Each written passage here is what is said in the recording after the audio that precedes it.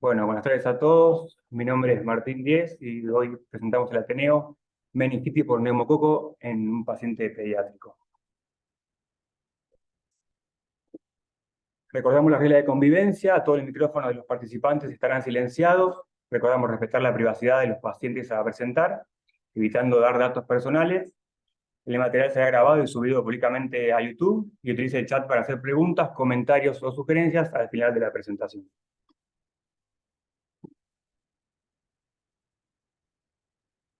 Presentamos un paciente de sexo masculino de 8 años de edad, con antecedentes de convulsión febril a los 3 años de vida, broncoespasmos a repetición y trastornos específicos del lenguaje, en seguimiento con fonoaudiología y terapia ocupacional, que el motivo de consulta fue fiebre y astenia. El paciente como enfermedad actual presentaba catarro de vía aérea superior y fiebre de 72 horas de evolución, que consultó a la demanda espontánea y con diagnóstico de una otitis media aguda inició amoxicilina. 24 horas previo al ingreso a la guardia, presentaba empeoramiento de la curva febril y decaimiento, por lo que decide consultar a la central de emergencias pediátricas. Para remarcar, el paciente presentaba vacunas completas por calendario y negaba medicación habitual. Dentro de la central de emergencias pediátricas, según el triángulo de evaluación pediátrica, presentaba un triángulo alterado, con un aspecto de alteración del sensorio, con una palidez generalizada y un trabajo respiratorio normal. Y el examen físico como datos positivos presentaba alteración del sensorio, estuporoso, con fotofobia, posición en gatillo de fusil, con una hemiparesia facio-brachiocrural derecha, con buena entrada aérea y bilateral, sin ruidos agregados, con buena mecánica ventilatoria, sin tiraje, con diuresis y catarsis conservada, y el resto del examen físico sin particularidades. Con sospecha diagnóstica de sepsis a foco meningio, lo que se hizo fue colocar un acceso venoso, resucitación con fluidos, un hemocultivo por 2 y un cultivo de líquido cefalorraquídeo. Como vemos en el laboratorio, presentaba una glucemia de 139, 26.000 blancos con 90% de neutrófilos, un hematocrito de 34, una hemoglobina de 11, plaquetas de 500.000, con una PCR de 150 y una procalcitonina de 21. En la punción lumbar tenía un líquido incoloro, ligeramente turbio, con una glucosa de 59, con proteína de 119, con leucocitos de 480, con 90%, con 90 neutrófilos. Con hematíes de 30, con aislado de linfocitos de mayor tamaño, con citoplasma hiperbasófilo de aspecto reactivo. Inició en ese contexto antipsicoterapia empírica con ceftriaxona, aciclovir y dexametasona. Además, se realizaron otros estudios complementarios, como una resonancia de cerebro con protocolo de stroke, sin evidencia de isquemia aguda, un ataque de cerebro que informaba una pansinusopatía con signos de evolución aguda a nivel maxilar y esfenoidal bilateral, con ocupación parcial o tomastoidea bilateral. Además, se realizó una radiografía de tórax sin particularidades y un film array de vía aérea superior positivo para COVID.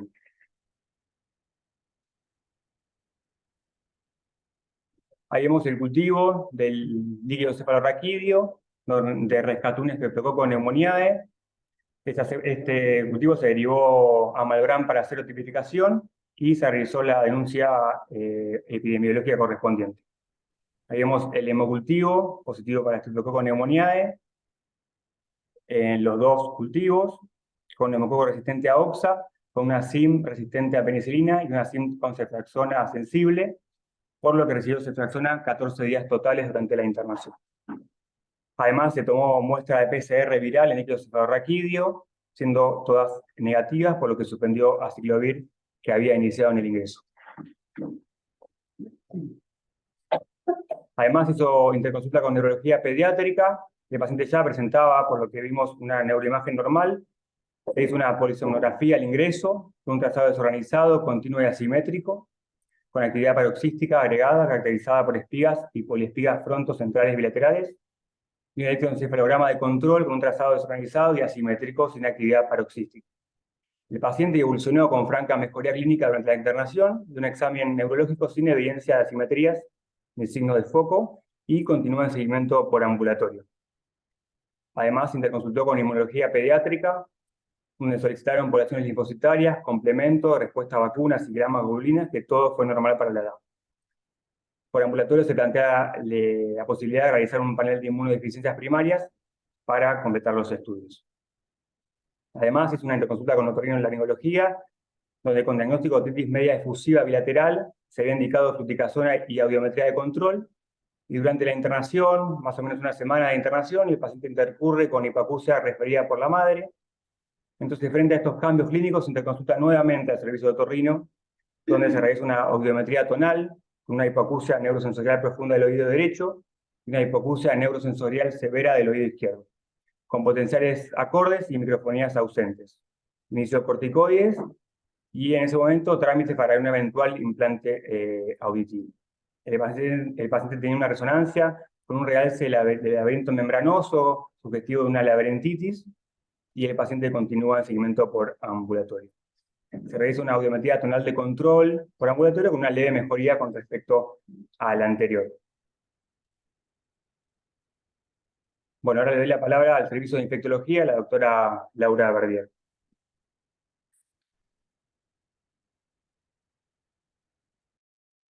Bueno, buenas tardes, ¿cómo están? La siguiente. Bueno, muy bien. Bueno, vamos a hablar un poquito sobre neumococo, ¿sí? Esta enfermedad invasiva se encuentra dentro de las principales causas de morbi-mortalidad en la edad pediátrica, ¿sí? El estreptococo neumoniae es el primer agente causal de bacteriemia y meningitis bacteriana en niños. La meningitis junto con la sepsis representan las formas de presentación de la enfermedad invasiva por neumococo de mayor gravedad, por su alta mortalidad y su elevada tasa de secuelas asociadas. La vacunación contra neumococo incluida en el calendario tiene como propósito reducir la incidencia, las complicaciones, las secuelas y la mortalidad por neumonía y por enfermedad neumocóxica invasiva en Argentina. Sabemos que las personas con mayor riesgo de padecer esta patología son los menores de 2 años, los adultos mayores y las personas con trastornos de la inmunidad o patologías respiratorias, cardíacas o renales, aunque la mayoría de los casos se presentan en niños previamente sanos. Es fundamental, ¿sí?, mantener coberturas de vacunación en niveles óptimos para poder avanzar en el desafío del control de esta enfermedad. Siguiente.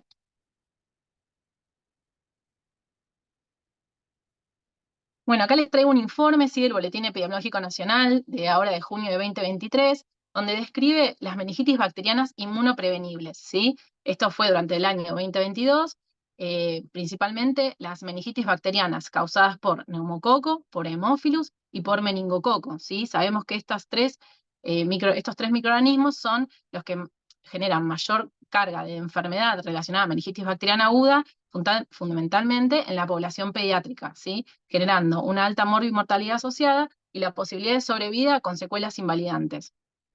Sabemos que luego de la introducción de la vacuna por Haemophilus, el neumococo es el principal germen causante de meningitis bacteriana. En el 2022 se registró un aumento de casos de meningitis bacteriana por neumococo, por Haemophilus y por meningococo.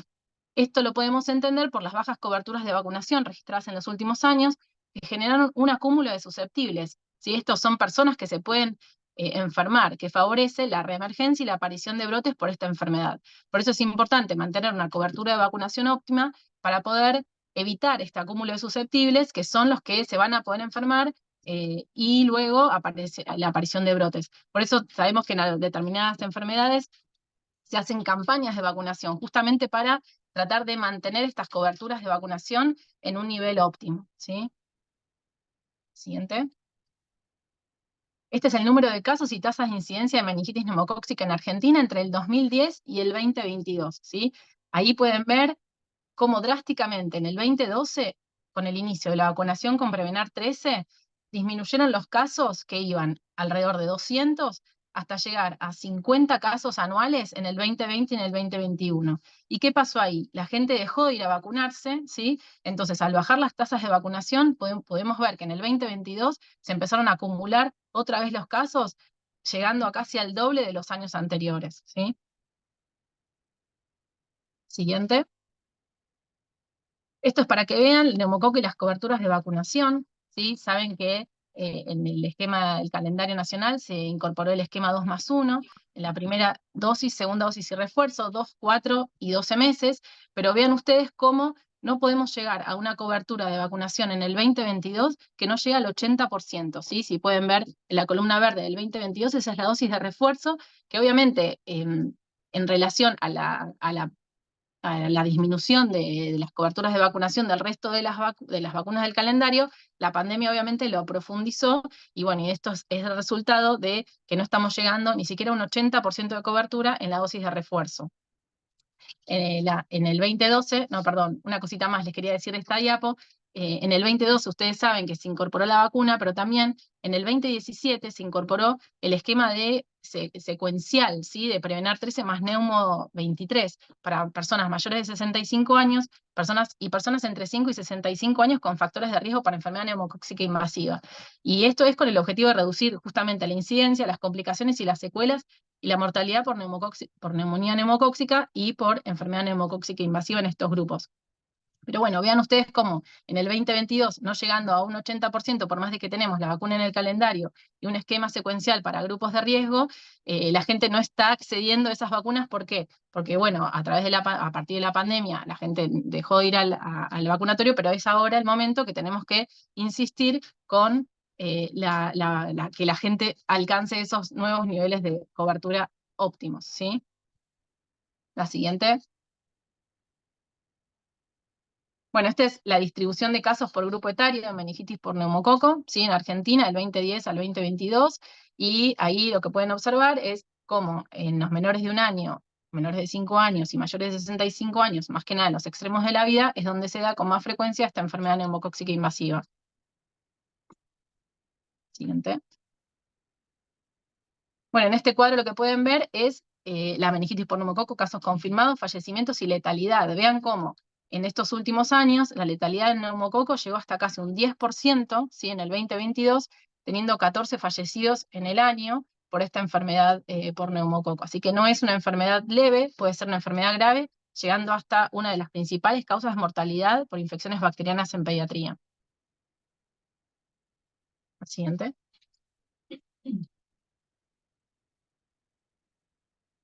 Entonces, en relación a los serotipos, ¿qué pasó con los serotipos con la incorporación de la vacuna?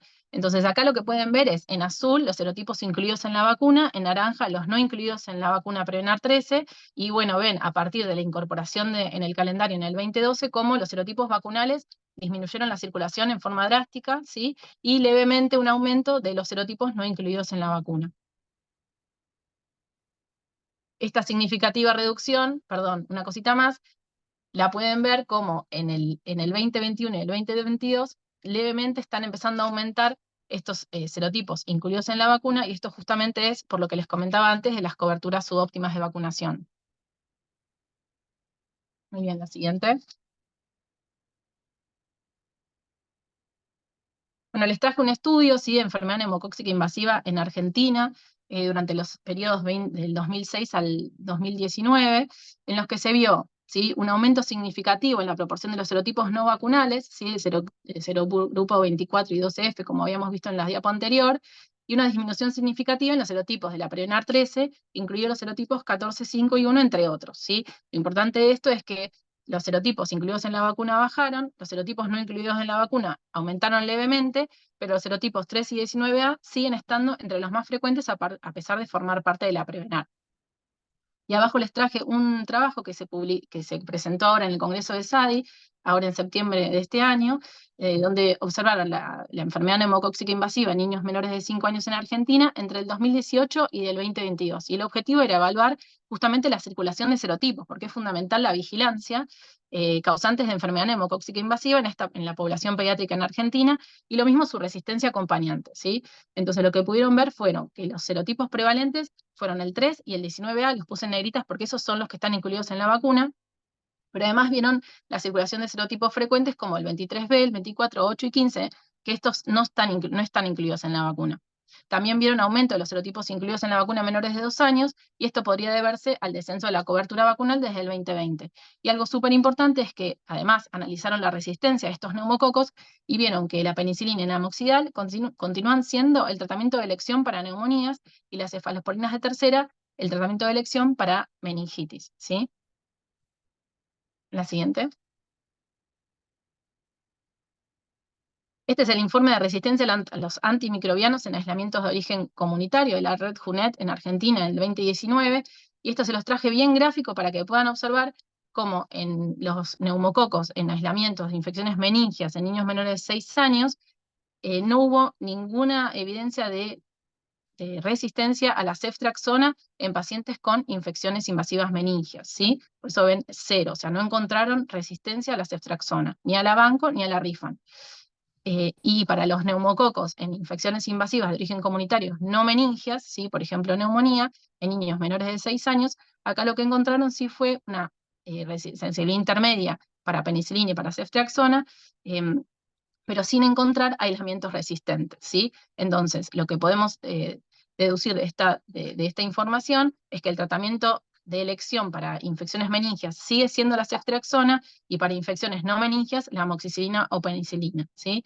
No hay resistencia a ceftriaxona en nuestro país, por lo tanto, no hay necesidad de uso de vancomicina. Si van a leer otra bibliografía en otros países, ahí sí van a ver que según la circulación de otros serotipos pueden obtener resistencia a la ceftriaxona, entonces quizás su tratamiento empírico inicial va a ser con vancomicina.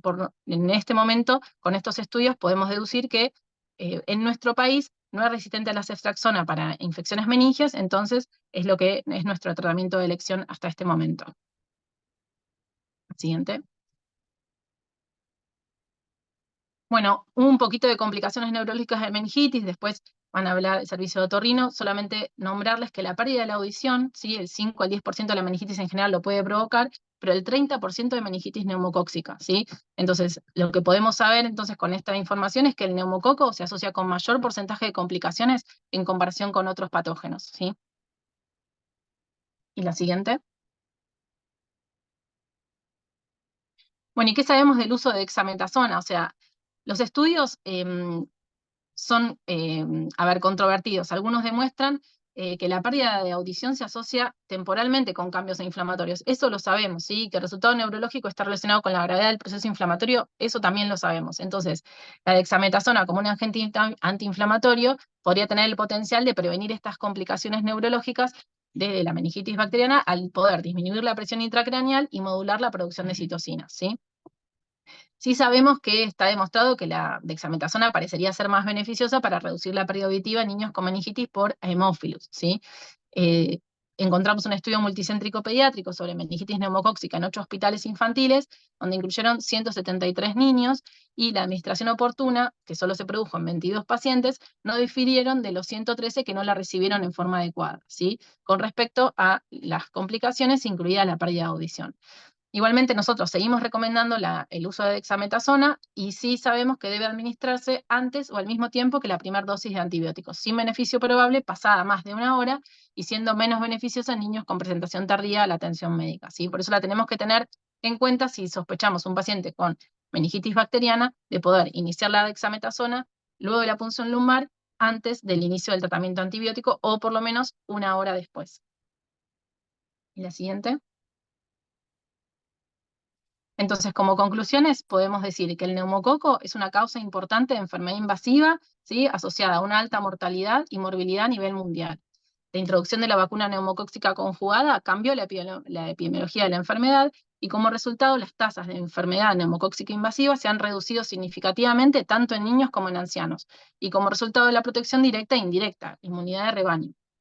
Los serotipos de neumococo causantes de enfermedad neumocóxica invasiva menores de 5 años corresponden predominantemente a los serotipos no vacunales. Sin embargo, se evidencia un incremento en la proporción de serotipos vacunales respecto de los años prepandémicos.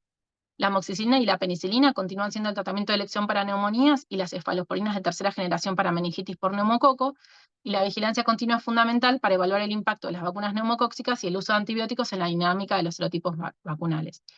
Y como mensaje final, las coberturas de vacunación contra neumococo en niveles subóptimos predispone el acúmulo de población susceptible, favoreciendo la reemergencia de casos y la aparición de brotes por serotipos vacunales en la población de mayor vulnerabilidad.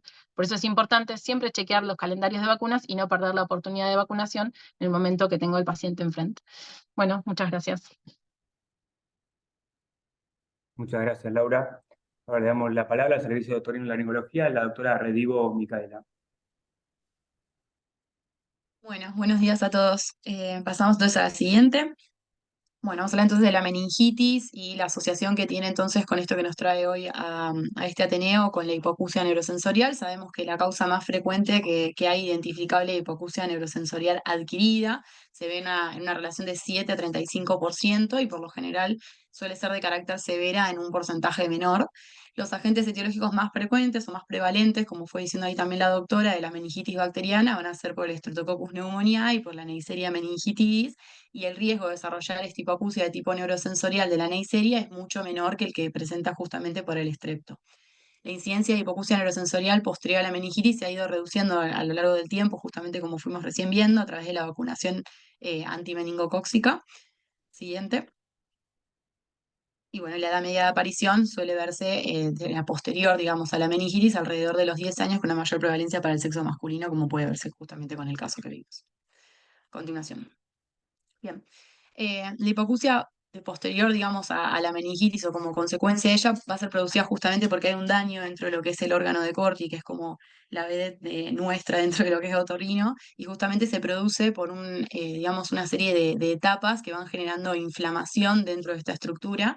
Se habla justamente de tres etapas, donde hay una etapa aguda, que hay una secreción, digamos, que puede ser de características purulentas dentro de lo que es las estructuras del oído interno, dentro de lo que es la cóclea, y que precipita con diferentes, digamos, precipitados serofibrosos, o una etapa después que evoluciona ya fibrosa, después de las 2 semanas, donde hay una gran proliferación, como decimos ahí, fibroblástica y con angiogénesis, terminando o culminando con esta etapa, digamos, osificante, que es como el terror, digamos, que presentamos justamente porque hay una laberintitis, que es justamente la inflamación de las estructuras del laberinto, y que justamente lo que genera es la formación ósea, como el nombre un poco lo explica. Y esta afectación justamente afecta primariamente la espira basal de la cóclea y luego se va, digamos, propagando, y eso es justamente lo que debemos tratar de evitar o de actuar, digamos, rápidamente como para poder después realizar algún tipo de tratamiento, ya sea a través del implante. Y se vio que a partir de los 2 meses después de la aparición de la meningitis, en el 70% de los casos, se produce esta evolución hacia esta tercera etapa, que es la etapa osificante. Continuamos. Bien, el implante coclear es entonces el tratamiento estándar de los pacientes que ya tienen esta evolución torpe a la hipoacusia neurosensorial post-meningitis, y el objetivo es justamente recuperar tanto la capacidad auditiva como el rendimiento que tiene el paciente del habla, y se puede realizar en niños que son mayores de 4 meses de vida con el fin de reducir justamente ese periodo de privación auditiva. Obviamente que esto también tiene que ver muchas veces con el centro donde podamos recibir a estos pacientes, pero la idea es justamente realizar un tratamiento que sea oportuno y rápido como para poder colocar el implante lo antes posible, y el desafío que tenemos nosotros es justamente esto, evitar la osificación de la cóclea y que por tanto los resultados vayan a ser menos favorables en cuanto a lo que es el audiológico post-implante. Continuamos.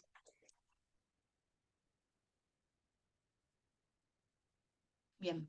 Bueno, acá, bueno, lo que quería mostrar era un poco la audiometría del paciente. Esta es la audiometría que presentó justamente cuando lo evaluamos dentro de lo que fue su internación. Lo que se veía era justamente, acá tenemos dos, digamos, tanto el oído derecho, que es el oído que se grafica con el color rojo, y el oído izquierdo, que se grafica con el color azul. Lo que se ve justamente es la afectación de ambos oídos. Si bien es preponderante en el oído derecho, tiene una hipoacusia de tipo neurosensorial que es bilateral y que es profunda del oído derecho y de características severa del oído izquierdo. Ahí está justamente la tablita un poco para que todos estemos al tanto sobre cómo es que se clasifica las hipoacusias. Esto es un estudio que hace, si quieres poner la siguiente, lo que había puesto era como para que vean que estos estudios los hacen las fonoaudiólogas y que son con quienes nosotros trabajamos en el día a día. Le pedimos justamente a ellas que también hagan después una valoración para la prueba de lo que son los audífonos. En este caso, bueno, le probaron un audífono de marca Phonax.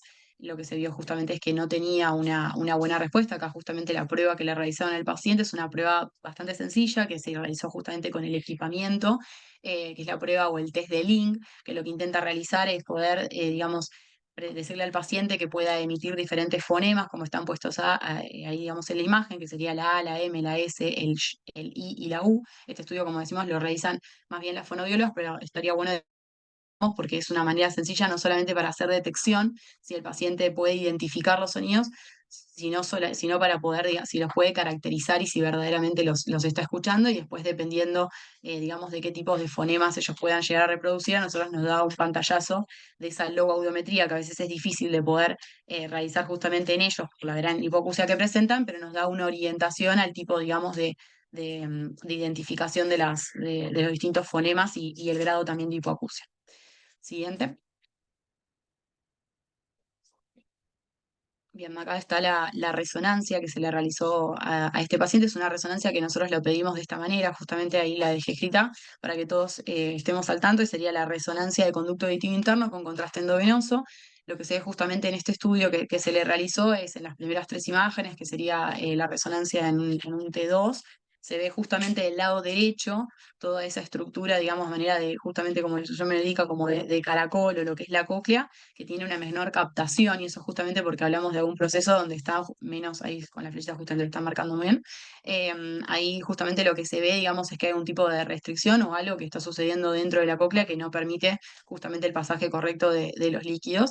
Y después en la siguiente imagen, que sería ya directamente lo que es un corte axial, también se puede ver lo mismo dentro de lo que es la estructura de la cóclea, que sería eso bien ahí chiquitito, no sé si están viendo con la flechita, pero justamente ahí no se ve la hiperdensidad que se puede ver del oído contralateral, que es en el oído izquierdo, y eso justamente habla porque hay algún tipo de proceso que puede justamente explicarse por esa osificación que estábamos mencionando anteriormente. Y en el otro cortecito, que es el corte de la resonancia en el T1, justamente lo que se ve es esa también hiperintensidad que se ve digamos, en el oído izquierdo, y el oído contralateral, justamente la cóclea, como ya deja de captar. Ahora, sacar conclusiones en este momento todavía sería bastante apresurado, pues justamente por eso al paciente se le está dando, digamos, el tratamiento con el corticoide, lo que fue realizando para ver si eso si podemos frenar ese pasaje hacia la siguiente etapa, digamos, de la osificación.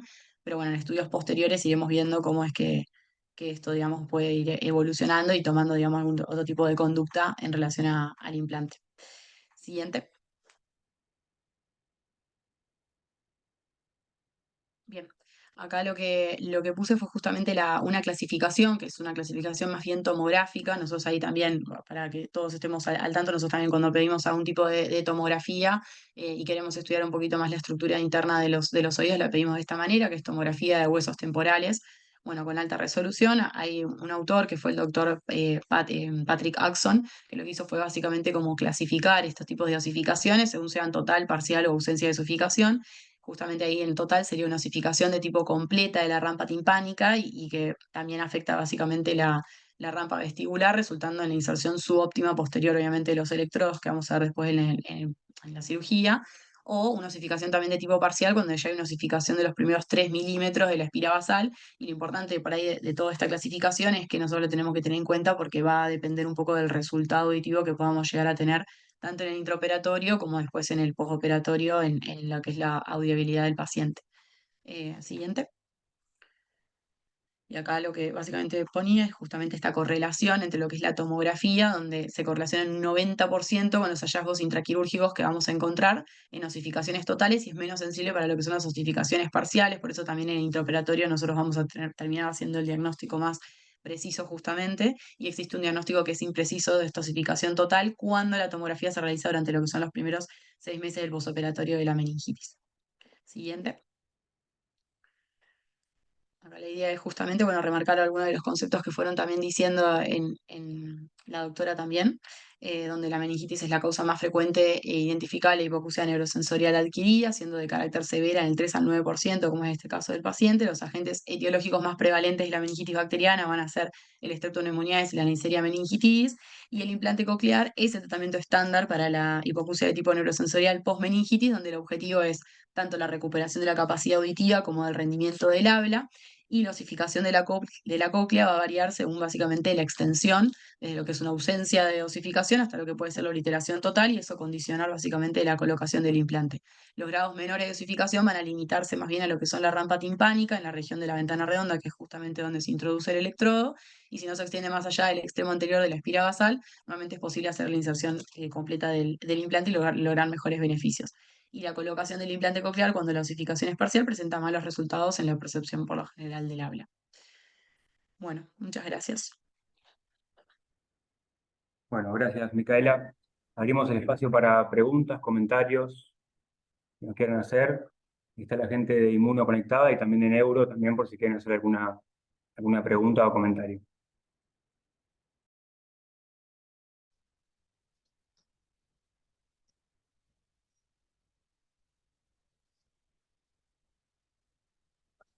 Hola, ¿qué tal? Sí, ¿cómo andan? Sí, tengo algunas preguntas, ¿sí? Una es en relación a la indicación de aciclovir cuál es el criterio que se utilizó para administrarlo. Entiendo que el paciente estaba muy gravemente enfermo y tenía algunos rojos en el contexto de claramente que era una infección bacteriana por la clínica, por el recuento de blancos, por la fórmula también en el líquido cefalorraquídeo, y había 30 rojos que no sé si estaban crenados o no estaban crenados. Y si es práctica habitual, entonces, indicar aciclovir con un cuadro tan claro para una meningitis bacteriana. La otra pregunta es la exploración de una inmunodeficiencia. Un chico que ya tenía 8 años de vida, que tenía una historia inmunológica aparentemente con infecciones banales, y tuvo una infección grave que era esta. Si es mandatorio también estudiar con una infección grave todo el sistema inmune, como se hizo, como ese criterio yo por ahí me lo perdí. Otra cosita después también es ver cómo fue la comunicación a la comunidad educativa desde chico, a sabiendas que los compañeros no deben recibir profilaxis, pero indudablemente este tipo de infecciones genera mucho temor y mucha angustia en el resto de la comunidad. Quedó claro que se comunicó la epidemiología, pero cómo fue la estrategia comunicacional nuestra con la institución educativa donde el chico iba. Bien, la primera pregunta del aciclovir, no sé si la gente de Infecto está...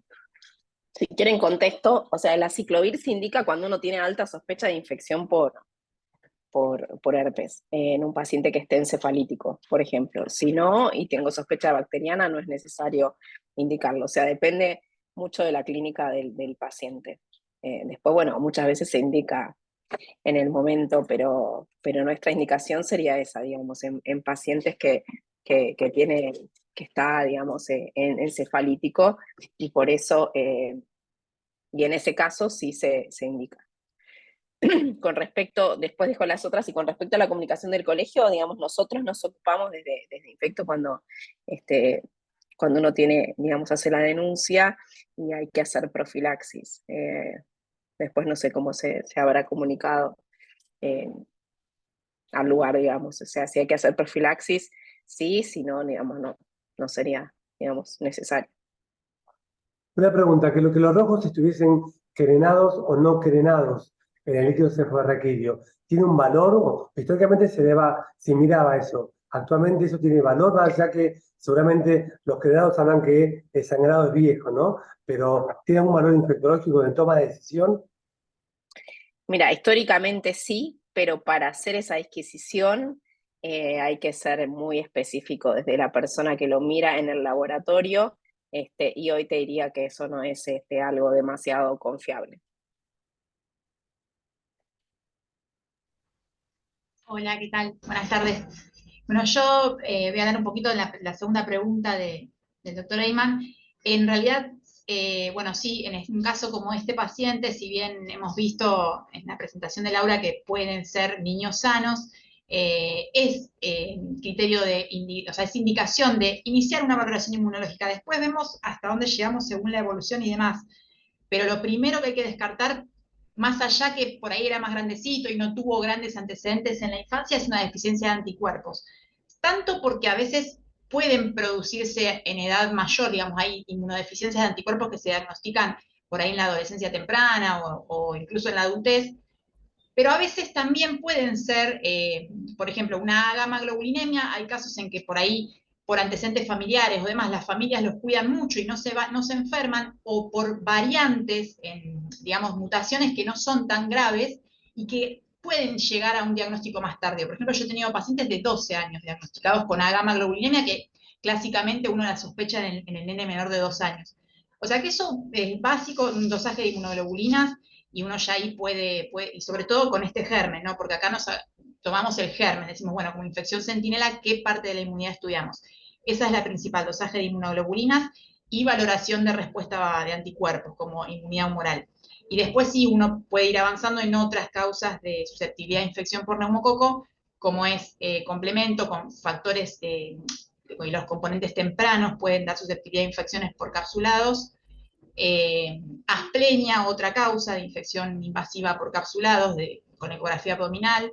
Y bueno, y ya después entramos a patologías mucho más raras, que en realidad la manera que tenemos es con estudios moleculares, pero que si bien lo sospechamos, o sea, la idea del pedir el panel molecular era para detectar determinadas inmunodeficiencias mucho más raras, donde se afecta la inmunidad innata, pero que en general ahí sí el nene tendría que haber mostrado otra clínica ya de antes, como para cerrarlo. O sea, tenemos la disponibilidad de pedir estos estudios hoy en día y bueno, lo hacemos. Pero bueno, no sé si más o menos se entiende o si hay alguna otra duda. Sí, perfecto, gracias. Bien.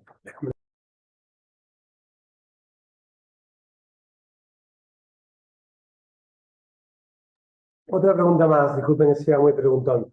Este chico tenía trastorno del lenguaje, previamente estaba en tratamiento al respecto y vimos la audiometría actual que tenía este déficit de unos 50 decibeles, ¿no? Sensoriales, muy, muy grave.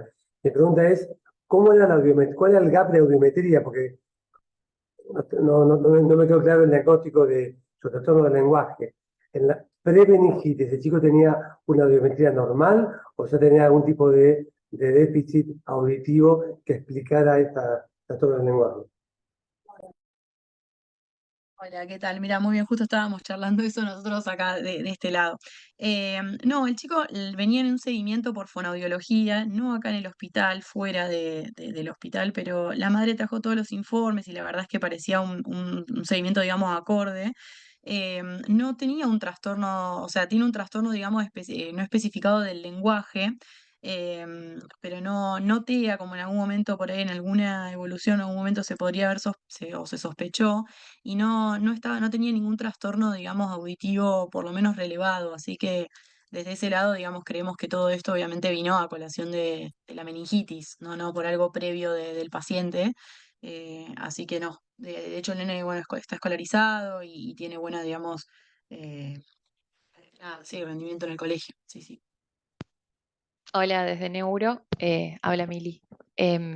Tenemos una evaluación neuropsicológica del paciente que se hizo este año incluso con un coeficiente intelectual bajo a expensas de lo verbal, así que parecía bien un trastorno específico del lenguaje y nosotros previo a ese diagnóstico obviamente hacemos el examen pertinente y bueno, no estaba como dentro de sus diagnósticos, parecía bien en cuanto a un trastorno del desarrollo con compromiso puntual del lenguaje, ¿no? Con un coeficiente verbal muy dispar en comparación a los otros que se evalúan. Entonces me parece que eso ya estaba un poco cerrado y estaba en su terapia con fonoaudiología, psicopedagogía y psicología.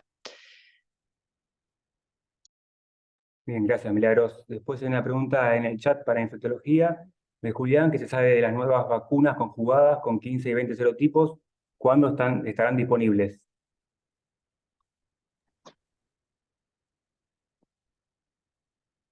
Está la Prevenar 20, no sé si me escuchan, sí. Pero no tenemos fecha acá en Argentina. No, está aprobada por la FDA, pero no nos han dicho, no nos han dicho nada, no tengo información de eso, de cuándo estaría disponible.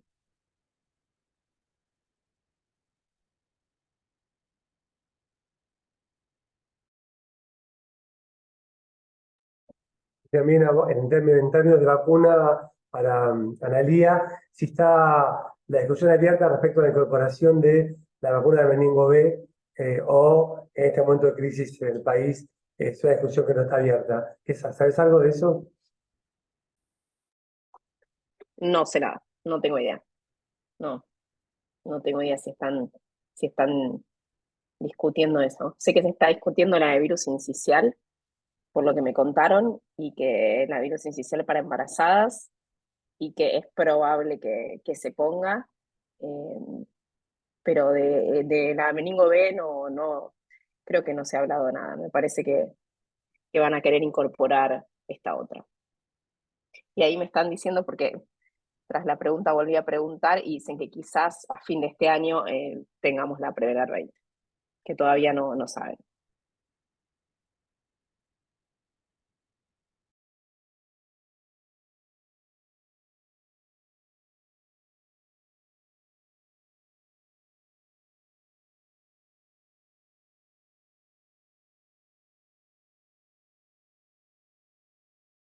Acá tenemos otra pregunta para infectología.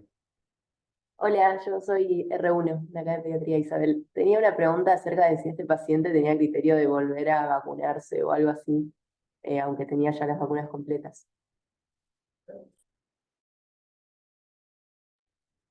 No, no hay indicación de volver a vacunarse. Si tiene vacunas completas en tiempo con los refuerzos, no hay indicación de volver a vacunarse.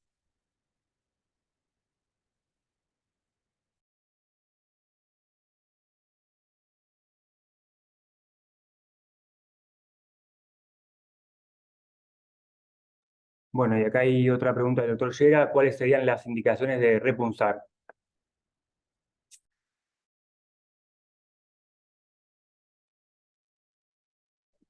Las indicaciones de repunzar es según la evolución del paciente, según el microorganismo. O sea, bacilos gram negativos habitualmente se recomienda repunzar, una mala evolución se recomienda repunzar. En una punción inicial que no define, es algo que no se suele hacer mucho acá, pero uno podría, digamos, repunzar al paciente para que en esa repunción al par de horas nos pueda definir bien si es más bacteriano o viral. Pero las recomendaciones de repunción posterior son la evolución del paciente, que sean bacilos gram negativos, que sea un paciente neonato, en inmunosuprimido si uno quisiera chequear negativización. Esas. Sí, no me olvido de ninguna. Analía, una pregunta. Entiendo que el chico estaba séptico, el hemocultivo fue negativo, hicieron 2 hemocultivos y... el hemocultivo fue positivo. Pensé que era negativo. Entonces mi pregunta era, bueno, habitualmente ¿cuál es la tasa de rescate con un hemocultivo o con 2 hemocultivos en la sepsis, ¿no?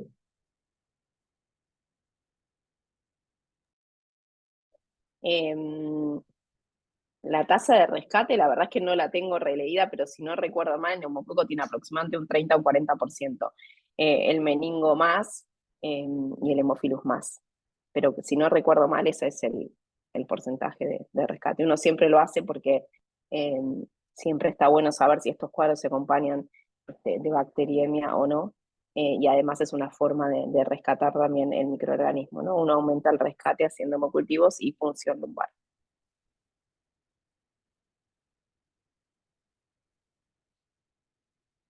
¿No? Hay otra pregunta en el chat de Hugo Macarone. En caso de que tuviera 2 dosis de vacuna a los 2 y 4 meses, dado que tiene 8 años de edad, ¿se completa el esquema o se reinicia? No, el esquema no se reinicia, digamos, pero siempre es importante que tenga dada una dosis después del año, eso es importante, digamos. Pero no es que uno no reiniciaría. De hecho, son más dosis cuando son chiquititos porque uno comienza a darla desde más chiquititos para tenerlos protegidos, pero no porque esa vaya a ser la cantidad de dosis final. No pasa con muchas vacunas, que después son 2 dosis y si uno ve cuántas da desde que son chiquititos, da capaz 4 o 5 dosis.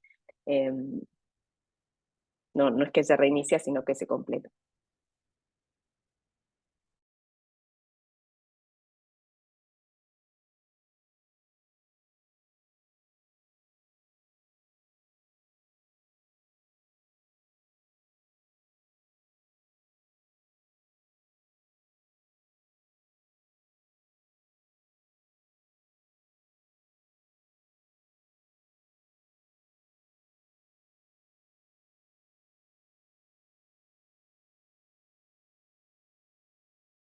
No sé.